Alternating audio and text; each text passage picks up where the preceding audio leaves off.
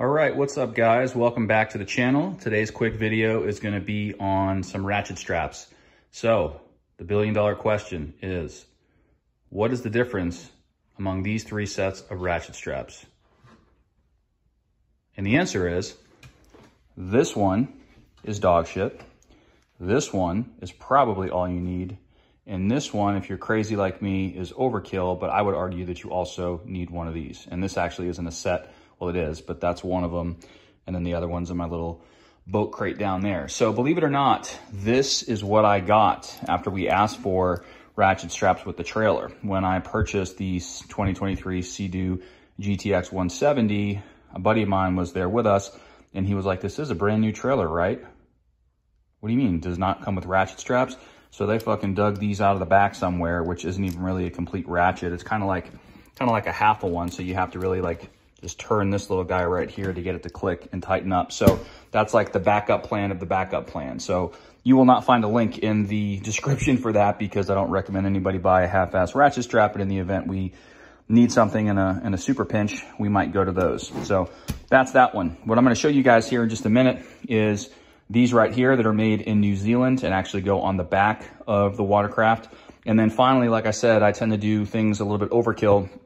We're gonna talk about this guy on over the cover after we get these two on the back. And so we'll be back in just a second with that. You will find links in the description for these two sets. So you're gonna have this one here. You're also gonna have this one here. And then if we can find it, we're gonna go for the pads as well. So here we go.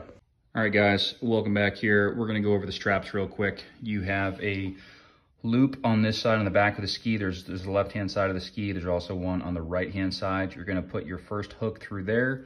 Then I'm gonna put the other hook for this particular strap on the innermost part. You'll see there's two holes there.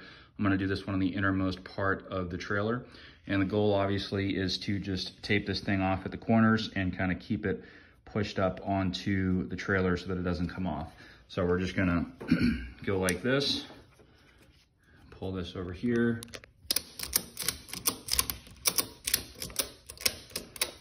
and then ratchet this thing down.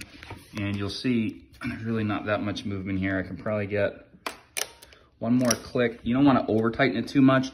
I also don't want it to be on this plastic part here. So I'm okay if it's on part of the hull right there. I also don't want this metal clip, if possible, to be on that side. So you'll notice that it's down here a little bit as opposed to up here. And I want the strap a little bit above this, not necessarily on the plastic. Now you'll notice that there's some slack here, and you can basically just feed this through this same loop, just like that.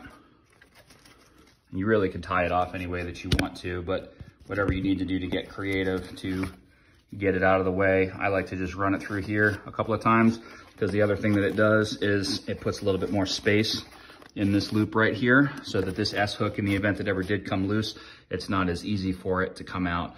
And that looks a little bit sloppy, but if you took an extra couple of minutes, you could probably go ahead and tuck that in. The main thing is to make sure that this is nice and tight right here and this thing's not going anywhere. So we're gonna do this on the left-hand side. We're also gonna do this on the right-hand side. Now, the other thing, which is probably overkill, is we have another strap that's gonna go across the back here. This particular ski is about 800 pounds or so. These ratchet straps are rated at 1,000 for workload.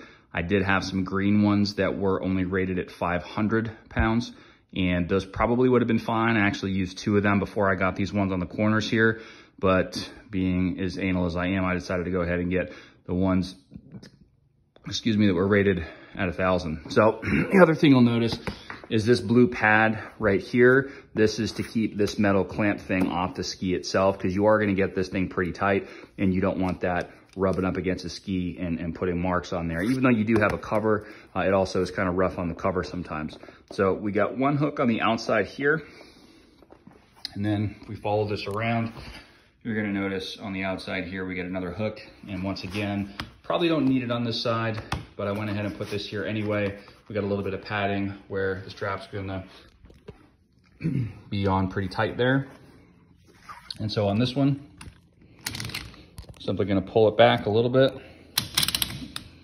And then basically once it's there, you can almost hear that, how tight that is. You got the pads on there. probably go a little bit extra as far as that goes. Yeah, the thing's not going anywhere. And so again, if you come over here to the right-hand side, you got that other loop. So we would go ahead and tie off on the inner part of the trailer here and put another cord on this side to keep it. That's really probably all you need is either 2 of those or 1 of these. You really don't need both. At one point before I got the corners, I had 2 of these. So I did 1 on the inside, 1 on the outside. Again, this is probably overkill, but in the event one of them fails, you can feel pretty confident that the other one's gonna catch where it needs to catch. So hopefully that was somewhat helpful. Check out the links in the description.